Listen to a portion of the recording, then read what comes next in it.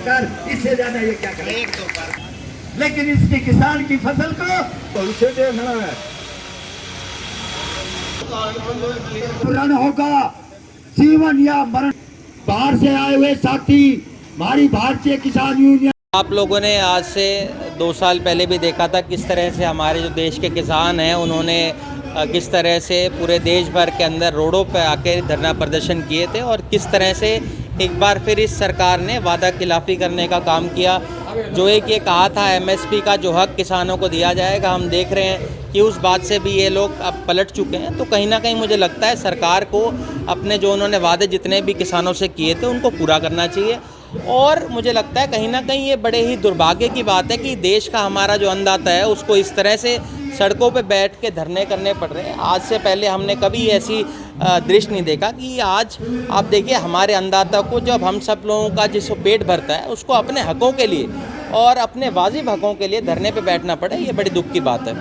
कह रहे थे कि सांसद महोदय के आवास पे भी धरना देगा। मैं इनको ये कह रहा था भाई हमारे यहाँ तो ये धरना दे रहे हैं क्योंकि हम तो हमेशा किसानों की आवाज़ उठाते हैं, मज़दूरों की आवाज़ उठाते हैं, पर मुझे लगता है कहीं ना कहीं भाजपा के जो सांसद हैं जो अपने घरों में अपने महलों में बैठे रहते हैं उनको भी जगाने की ज़रूरत है कि वो भी संसद के अंदर आवाज़ उठाएं, क्योंकि उनको भी चुनकर यहाँ की जनता ने भेजा है। और मुझे लगता है कहीं ना कहीं उनका भी धर्म बनता है इस बात का कि वो इनकी बातों को उठाएं, इनको प्रधानमंत्री तक इस बात को पहुंचाना चाहिए, क्योंकि वो यहाँ के जनप्रतिनिधि हैं और उनका बहुत बड़ा रोल इस बात के अंदर रहता है। धरना प्रदर्शन आज एमएलए की कोठी आगे हुआ है, क्योंकि ये विधानसभा में उठाएंगे, हम रोड के ऊपर उठाएंगे।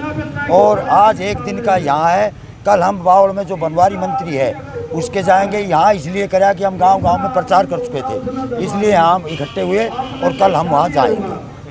तो विरोध यही है कि जैसे विरोध ये है जी, आज हम 4 प्रस्ताव पास करेंगे रेवाड़ी में।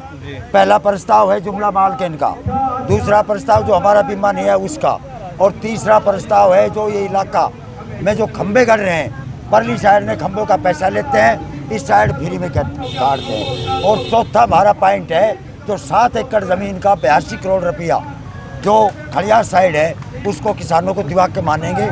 अब आंदोलन जाग चुका है, अब हम लगभग 13 महीना रोड पे बैठे हैं। ये काला कानून का पार्ट नंबर 2 है।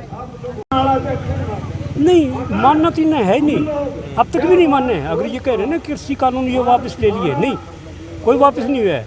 वो तो सिर्फ इनने एक में गोडी गाड़ी थी, वो बदल के फिर उससे काम पे वो एक काम इन्होंने, मतलब ये बहुत गहरी साजिश है। 1930-40 के दशक में जो गोलवलकर ने जो अपनी किताब में लिखी थी, बंच ऑफ थॉट्स किताब का नाम है, और एक थी we and our nationhood identified, इन 2 किताबों में, कि उसमें यही थी मेन चीज़ कि भी लंबे समय तक शासन कैसे किया जाए। तो उसने ये सुझाव दिया था गोलवलकर ने 1930 और 40 के दशक में कि अगर आपने लंबे समय तक शासन करना है, अगर किसी देश में लंबे समय तक शासन करना है तो उस देश की 95% खेती को समाप्त कर दो। और दूसरा ये था कि भाई अगर किसी तरह आपको सत्ता हाथ लग जाए तो आप उस देश की सरकारी संपत्ति, जंगल, ज़मीन अपने विशेष धनाढ़ पुरुषों को सौंप दें, ताकि आगे आने वाली 7 जन्म तक आपकी सरकार बनी रहे। तो ये उसी सरकार पर ये साजिश चल रही है।